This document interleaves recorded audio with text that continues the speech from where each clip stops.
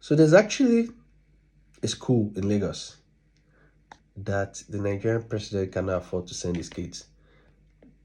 There's a new school. Now, this school is not a secondary school, it is not a university, it's a primary school. And I can tell you, the Nigerian president cannot afford to send his kids to that school.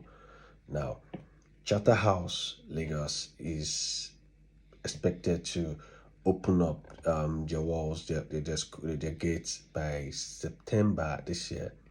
And every student that resuming that school would be required to pay for 2 million naira per annum.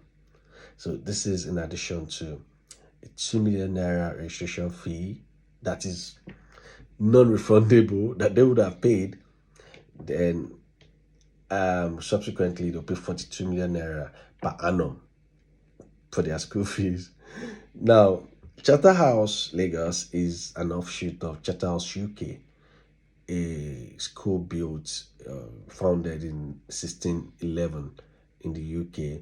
And Charterhouse UK, from what I have researched, as a stadium. They have a stadium of their own. They have about 24 tennis courts.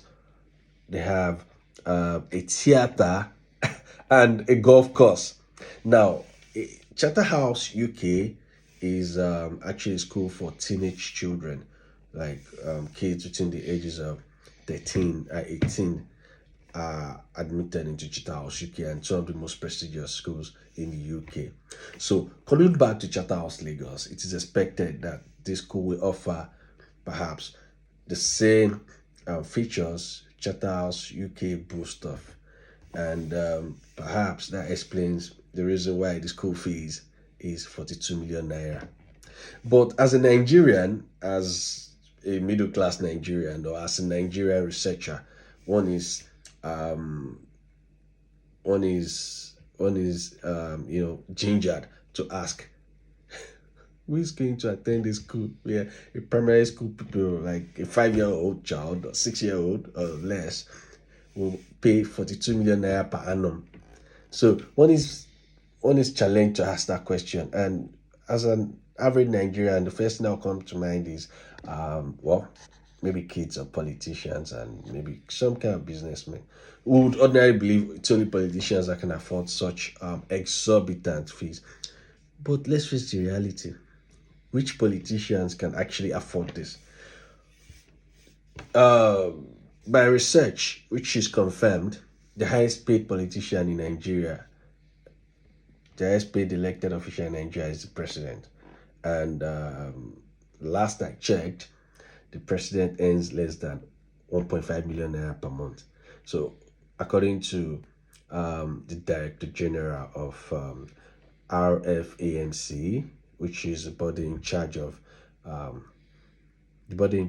remunerations and stuff of public office holders, Alhaji, I think Shehu Abdullah or thereabout, he said in September last year that the Nigerian president actually earns less than 1.5 million naira.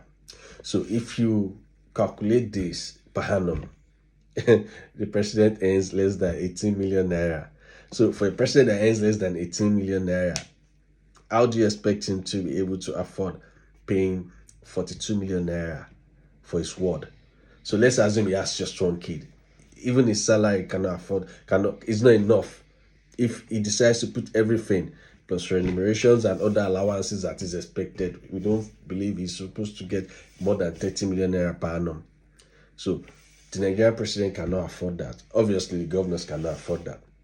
So you're left to ask yourself, who can afford these fees? And maybe some business billionaires, some kind of businessmen. But I guess that's talk for another day.